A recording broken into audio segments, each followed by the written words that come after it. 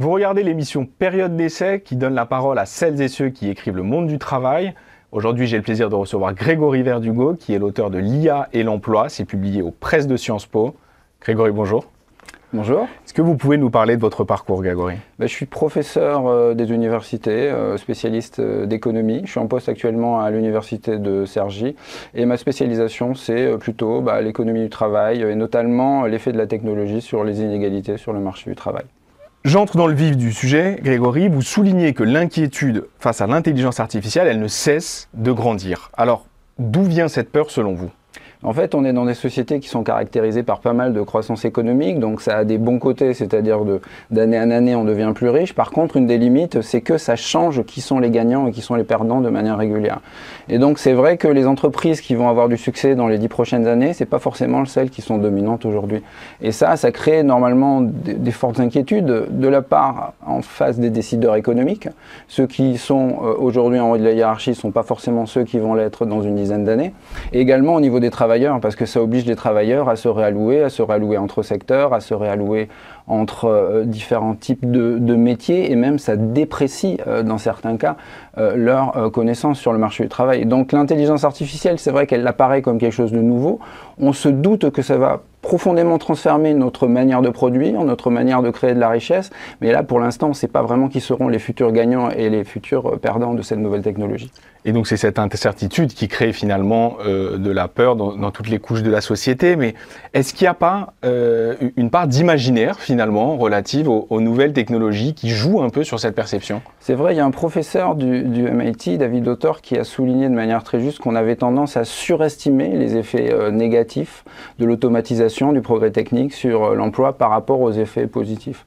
Alors les effets négatifs, ils sont assez clairs, on le voit, c'est une machine qui va remplacer le travail et donc on va avoir besoin de moins de travail pour produire la même quantité. Mais paradoxalement, il va y avoir des effets positifs sur la demande de travail, du progrès technique.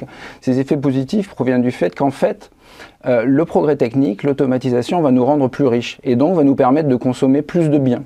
On est passé d'une économie au 19e siècle dans laquelle on avait à peu près des salaires de subsistance. 90% des revenus étaient consacrés à l'achat de nourriture. Et donc il n'y avait pas de possibilité de consommer d'autres biens, de consommer des services, de consommer des biens de santé ou des biens d'éducation.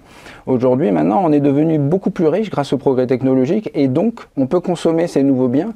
Et c'est ça qui a augmenté la demande de travail, par exemple, notamment dans le secteur des services. Donc on peut consommer plus de santé, on peut consommer plus d'éducation. Et c'est ça qui finalement contrebalance l'effet initial négatif du progrès technique sur la demande de travail.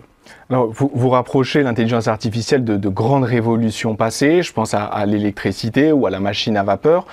En quoi est-ce que ces comparaisons, elles peuvent nous aider à mieux appréhender l'adoption de l'intelligence artificielle ? En fait, la grande question qui se pose aujourd'hui, c'est est-ce que l'intelligence artificielle va être ce qu'on appelle une de ces technologies à usage général?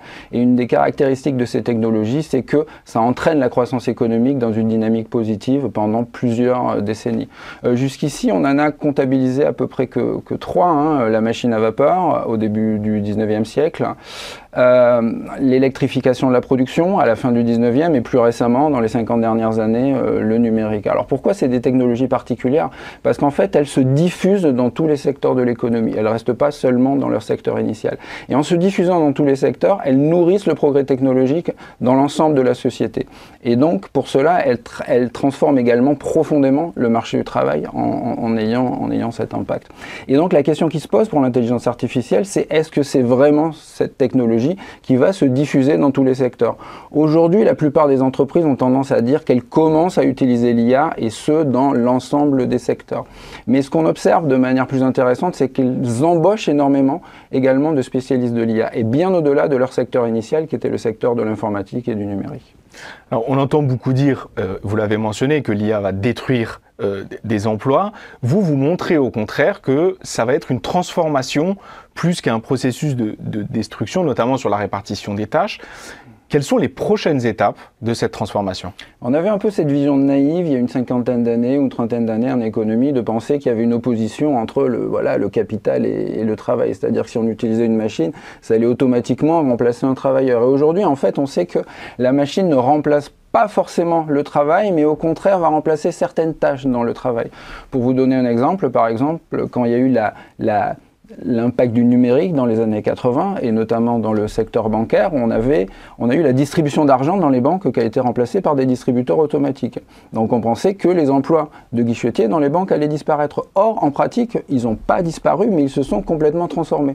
C'est-à-dire qu'au lieu de se focaliser sur la distribution des espèces, les guichetiers sont devenus des spécialistes de la vente des produits financiers et du conseil aux clients. Alors, un problème, évidemment, c'est que comme il va y avoir le changement technologique qui change les tâches qui sont faites dans les emplois, les nouvelles tâches ne sont pas forcément les mêmes que les anciennes. Pour reprendre l'exemple des guichetiers, avant, il suffisait d'avoir un niveau d'éducation relativement basique, sans connaissance financière approfondie pour distribuer des billets. Mais par contre, les nouveaux guichetiers, ils vont devoir avoir des connaissances un peu plus spécialisées sur les produits financiers. Et donc, en fait, le travail ne va pas être remplacé, mais sa nature va changer sous l'effet du progrès technologique, et c'est vraisemblablement ce qui va se passer sur l'intelligence artificielle. Et est-ce que cette transformation, elle va être faite de façon égalitaire selon vous? Quels sont les points de vigilance qu'on doit avoir? Alors, ce qu'on a vu sur l'impact du numérique, c'est que ça avait très fortement augmenté les inégalités sur le marché du travail dans les 30 dernières années. Et notamment, ça avait remplacé des emplois assez basiques qu'on appelait dans le milieu de la distribution des salaires, qui étaient remplacés par des ordinateurs et par l'automatisation. Et ce qu'on voyait au contraire, c'était que les cadres étaient les grands gagnants, parce que l'utilisation des ordinateurs et de l'informatique les rendait plus productifs. Pour l'intelligence artificielle, pour l'instant, c'est assez incertain. Il y a des premières études qui tendent à dire que ça pourrait diminuer certains types d'inégalités, notamment en facilitant l'acquisition de l'expérience. Il y a une étude notamment qui montre que dans des centres d'appel, l'utilisation de l'IA permet à des employés d'être aussi productifs après 2 semaines de travail qu'après 6 mois de travail sans IA. Et donc, ça leur permet d'égaliser rapidement leur niveau de salaire.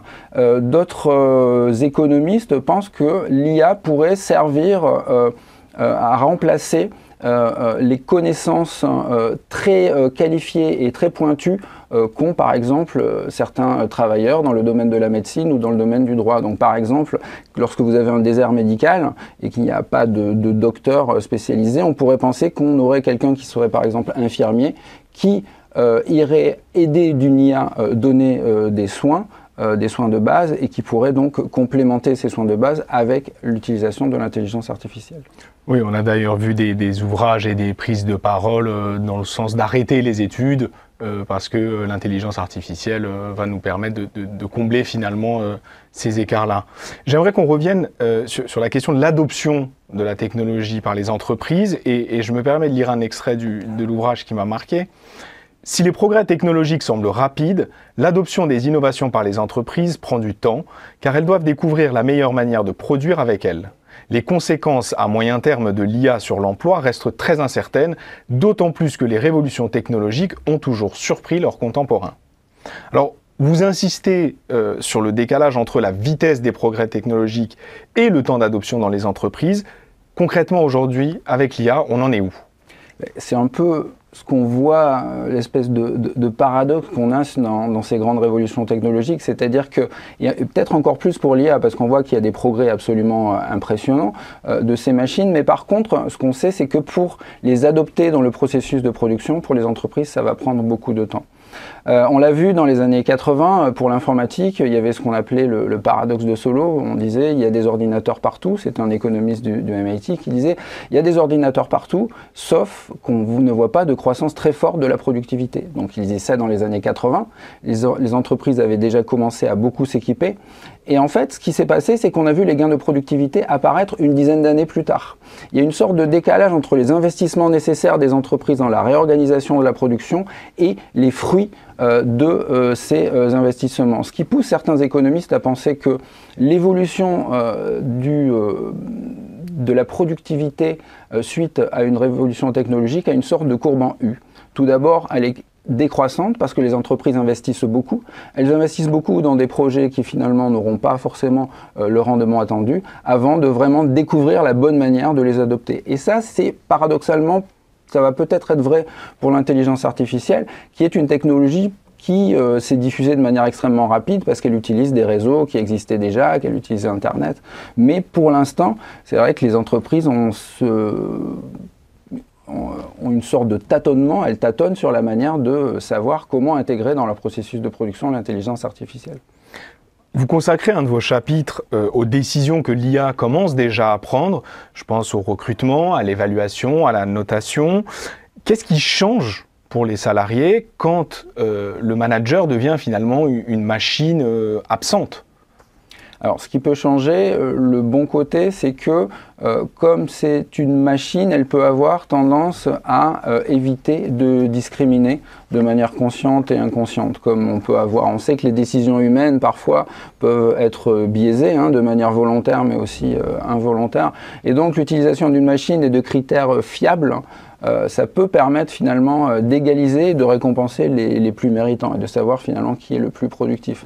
Le problème, c'est que dans beaucoup de métiers, c'est pas forcément facile de savoir qui est le plus méritant, qui est le plus productif, et donc la machine peut elle-même être biaisée. Il y a également un risque de biais des algorithmes qui peut se produire. Et ce risque de biais, il est d'autant plus fort si la machine essaie également d'imiter une décision humaine qui peut elle-même être biaisée. Alors, c'est pour ça qu'il faut vraiment savoir quelle est la bonne circonstance dans laquelle il faut employer ces technologies. Est-ce qu'on peut vraiment bien mesurer la productivité du travailleur? Et si c'est vraiment le cas, dans ce cas, on peut éventuellement envisager son utilisation pour récompenser les meilleurs et les plus méritants. Alors justement, sur cette question de la performance, on voit apparaître des nouveaux outils de suivi ou de mesure de cette performance. Quelles peuvent être les conséquences, alors qu'elles soient positives ou négatives, de l'usage de tels outils? Il y a une conséquence qui peut être négative, c'est que s'il y a une surveillance trop forte qui est permise grâce à ces outils, ça peut être très très mal vécu pour les salariés qui vivent la surveillance excessive de manière étouffante. Il y a quand même une certaine valorisation de l'autonomie chez les salariés, et il y a des études qui montrent très très clairement que de nombreux salariés étaient prêts à abandonner des postes dans lesquels ils estimaient justement être trop traqués par leurs employeurs. Donc il faut essayer vraiment d'avoir la juste mesure et ne pas utiliser ces technologies de manière à ce qu'elles soient trop étouffantes pour les salariés. Il y a donc un enjeu de régulation aussi, je suppose. Évidemment, il y a un enjeu de régulation et de respect de la vie privée. C'est vrai que c'est des technologies qui sont très puissantes, qui peuvent permettre de surveiller les salariés en leur donnant de l'information sur leur vie privée que les employeurs n'ont pas à connaître. Également surveiller où ils sont en dehors de leurs heures de travail. Donc ça, il faut évidemment que ce soit régulé de manière très, très, très efficace. Et toujours sur cette régulation, est-ce que vous pensez, vous à titre personnel, que l'IA Act, par exemple, est une régulation suffisante ou alors pas assez ambitieuse? Voilà, quelle est votre position? L'IA Act, effectivement, c'est une des premières régulations qui a été proposée par l'Union européenne, qui est a priori très très ambitieuse. Les craintes des économistes, pour l'instant, ont tendance à dire qu'elle serait peut-être excessive et elle aurait peut-être tendance à freiner le développement de l'intelligence artificielle dans notre continent. C'est vrai qu'a priori, il y en a pour l'instant pas mal de retard, avec très peu de champions de l'intelligence artificielle qui sont sur notre continent, très peu de dépôts de brevets. Enfin bon, sur de nombreuses métriques, les compteurs sont un peu vers le rouge. Donc c'est vrai que pour l'IA Act pourrait être utile, mais paradoxalement, comme il a été développé dans une période dans laquelle on ne connaissait pas vraiment le potentiel de cette technologie, c'est peut-être une régulation trop forte et je dirais peut-être prématurée vu les circonstances. Est-ce que vous êtes chercheur et dans période d'essai, on reçoit souvent des chercheurs et des chercheuses? Est-ce que là, il n'y a pas aussi un enjeu au niveau de la recherche à l'échelle nationale, surtout quand on voit les difficultés que connaît l'enseignement supérieur aujourd'hui? Alors c'est vrai qu'on a vraiment une difficulté majeure déjà de retenir les talents. On a des père de l'intelligence artificielle, Yann LeCun, qui a effectué son doctorat en France, mais qui maintenant travaille aux États-Unis et qui a effectué toute sa carrière aux États-Unis. On a également des difficultés à transformer ces innovations en entreprise. Et plus généralement, on a des difficultés à financer ce genre de technologies disruptives parce qu'il y a très peu de capital risque disponible en Europe. Donc le capital risque, c'est une manière de financer des activités qui ne seront rentables éventuellement que sur 10 ans, 20 ans, quoi. Donc c'est ce qui se passe aux États-Unis pour financer tous ces nouveaux géants de l'intelligence artificielle. C'est ce qui se passe également en Asie. Par contre, en Europe, voilà, on suppose que l'absence de financement de capital risque important explique notre retard dans ce domaine. Et justement, vous parlez des États-Unis et de la Chine. Quel est le risque de vivre ce décrochage finalement technologique face à ces deux superpuissances dont on connaît les ambitions et finalement la stratégie qui est devenue très claire, qui est une stratégie de concurrence? Le risque, c'est que les salariés européens ne bénéficient moins ou avec retard des gains de productivité de ces nouvelles technologies. Et également que ces technologies soient utilisées de manière stratégique pour le bénéfice des entreprises américaines ou des entreprises chinoises. Donc pour l'instant, les entreprises ont tendance à garantir l'accès aux infrastructures, à essayer de ne pas discriminer entre les différents types de clients. Mais c'est vrai que la plupart des centres de calcul qui sont utilisés pour l'intelligence artificielle sont pour l'instant de manière disproportionnée et concentrés aux États-Unis. Donc ça pose un enjeu majeur de souveraineté dans le cas où on n'aurait plus accès à ces infrastructures.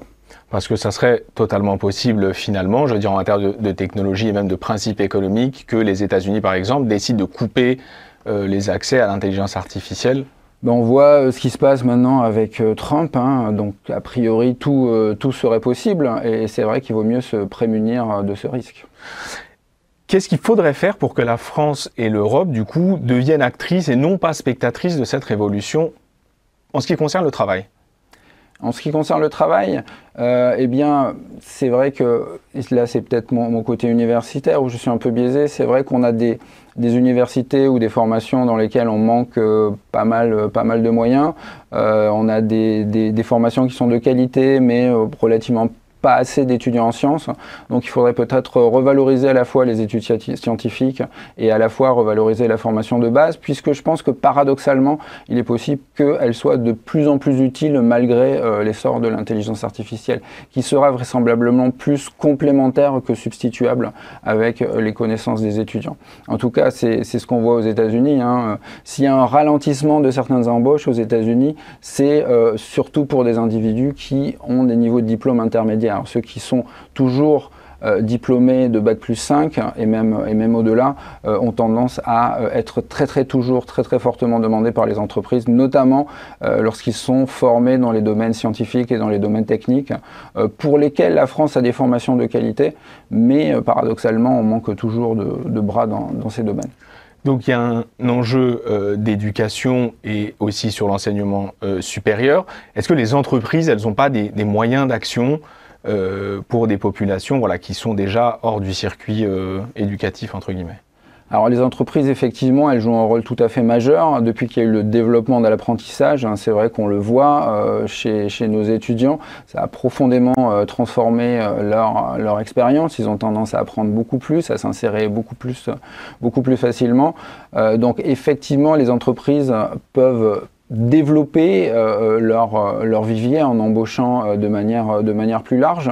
Le problème, c'est que c'est vrai que les entreprises, elles font face à un marché du travail local. Et les problèmes en France économiques qu'on a sont assez concentrés dans certaines régions. Donc l'entreprise ne va pas forcément se déplacer dans les régions où il y a les difficultés économiques. Donc je dirais que plutôt il faudrait favoriser la mobilité des individus dans les régions dans lesquelles la demande va être forte dans les années à venir. Et ça, bon, les entreprises ne peuvent pas forcément y faire grand-chose. Est-ce qu'il y a d'autres mesures comme celle que vous venez d'évoquer, qui est la mobilité, que les entreprises peuvent mettre en place pour faire face un peu à cette révolution de l'intelligence artificielle? Évidemment, la formation me semble cruciale, notamment pour des raisons de confidentialité. Si vous avez des salariés qui utilisent les grands modèles de langage, voilà, ils peuvent potentiellement manipuler des données confidentielles et mettre des données confidentielles dans ces interfaces, ce qui peut être un risque. Il faut évidemment, il faut que les entreprises arrivent à savoir de quelle manière les salariés peuvent s'approprier le mieux possible ces outils et devenir le plus productif. Et ça dépend évidemment fortement du secteur. Hein. Ça ne va pas être la même chose pour un juriste que pour quelqu'un qui fait de la programmation. Et là, c'est vrai que la formation a un rôle important à jouer. Il y a beaucoup de voix qui s'élèvent, Grégory, sur le fait qu'il y a pour être une bulle. Qu'est-ce que vous en pensez? Est-ce qu'il y a des études sur le sujet qui permettent de conforter ou au contraire d'avoir un point de vue un peu pessimiste sur la question en se disant voilà, c'est une bulle, c'en est pas une? Sur le plan financier, a priori, c'est assez certain que de plus en plus de monde est en train de dire qu'on est sur une bulle spéculative, qu'il y a une déconnexion très très forte des valeurs boursières, des fondamentaux des entreprises. Et ça, c'est ce qu'on a observé dans les autres révolutions technologiques. On a observé ça pour le rail dans le 19e siècle. Il y a eu une forte croissance des actions dans ce domaine, suivie d'un crash. On l'a observé plus récemment en 2001 avec la bulle Internet, avec des valorisations d'entreprises absolument fantaisistes qui ont disparu dès que le crash s'est réalisé. Donc a priori, il y a une bulle financière, mais ça ne veut pas dire qu'il y a une bulle technologique. Derrière la bulle du rail, il y a eu la construction des voies ferrées, un développement très important. Derrière la bulle Internet, il y a eu toute une série d'apparitions qui sont arrivées, le développement d'Amazon, le développement de Meta et de Google. Donc je pense qu'à court terme, il faut distinguer peut-être la bulle financière qui vraisemblablement devrait éclater tôt ou tard, on ne sait jamais, hein, c'est ça le problème des bulles, c'est que c'est difficile de les reconnaître et c'est difficile de savoir quand est-ce que la bulle va se dégonfler. Donc pour le moment, on est sûrement dans la période de bulle. Alors les conséquences de ces bulles, elles sont très importantes au niveau réel parce que les entreprises obtiennent des financements de manière très facile grâce à cette bulle et donc investissent énormément dans le développement des nouvelles technologies. C'est pour ça qu'on a des progrès extrêmement rapides aujourd'hui dans ces technologies. Vous voyez des nouveaux produits faits par ChatGPT ou Google qui apparaissent régulièrement. Donc la bulle stimule l'innovation, ça va sûrement s'arrêter tôt ou tard et il y aura des survivants au crash de la bulle qui seront ceux qui auront vraiment des perspectives de croissance et des plans solides pour l'avenir. Mais c'est sûr que l'éclatement de la bulle fera du ménage parmi ces premières entreprises pionnières. Et ces survivants, est-ce que ce seront nécessairement ceux qui avaient le plus de moyens ou là aussi, en appuyant sur la recherche et l'innovation, il y a moyen de tirer son épingle du jeu? Je pense à la France, à l'Europe ou à d'autres pays. Ça ne sera pas forcément ceux qui avaient le plus de moyens, hein, comme pour la bulle Internet. Vous voyez, Yahoo aujourd'hui, n'avait plus que l'ombre de lui-même. Il y avait également des entreprises très importantes, donc qu'on a oublié aujourd'hui. Le navigateur Netscape, par exemple, était dominant à une époque. Donc ça ne sera pas forcément les entreprises dominantes d'aujourd'hui qui seront celles de demain, mais il y a quand même un risque que ce soit toujours que certains grands acteurs d'aujourd'hui, comme Microsoft, par exemple, ou Google, restent, ou même Amazon avec ses centres de calcul, restent dans le jeu. Donc les choses sont pas jouées, hein. Il y a la possibilité qu'il y ait une innovation disruptive qui arrive. On l'a vu en janvier dernier, lorsque DeepSeek est apparu, qui est un modèle qui a été développé par une entreprise chinoise et qui aurait été développé pour à peu près 1/10 du coût de développement de ChatGPT. Donc les choses sont pas forcément jouées, mais c'est vrai qu'il y a quand même des chances très très fortes que les géants de demain soient ceux d'aujourd'hui. Alors, dans votre conclusion, qui a pour titre, et c'est très bien dit, croissance illimitée ou tempête en vue, vous opposez deux scénarios, on les a un petit peu évoqués, donc celui d'une croissance soutenue et celui d'un déséquilibre profond du marché du travail. Quand vous regardez la situation actuelle à l'échelle nationale, quel scénario vous semble le plus crédible ? Pour le moment, c'est un peu trop tôt de savoir si vraiment l'intelligence artificielle va être adoptée très rapidement dans de nombreux secteurs et si elle va vraiment transformer ou même détruire de nombreux emplois. Donc je dirais que dans les 5-10 ans, alors j'aurais peut-être tort, on est toujours dans la période de transition. Voilà. Lorsqu'il y aura vraiment cette deuxième phase de décollage dont on parlait tout à l'heure, les choses seront vraisemblablement différentes et c'est là qu'on saura finalement qui sont les gagnants, quels vont être les effets sur les inégalités, est-ce qu'il va être important ou est-ce qu'il va être limité. Mais il y a des grandes chances que les tendances actuelles continue à se prolonger, hein, c'est-à-dire que les villes qui vont tirer leur épingle du jeu, ça va être les villes où il y a beaucoup de diplômés du supérieur, il y a des grandes chances que le rendement des études continue à être assez important, donc les travailleurs les plus qualifiés, les plus éduqués soient les plus protégés. Donc ça serait les scénarios, je pense, les plus crédibles, puisque c'est à peu près ce qu'on a observé dans toutes les transitions technologiques, hein. Les travailleurs les plus qualifiés étaient ceux qui avaient le plus tendance à sortir leur épingle du jeu.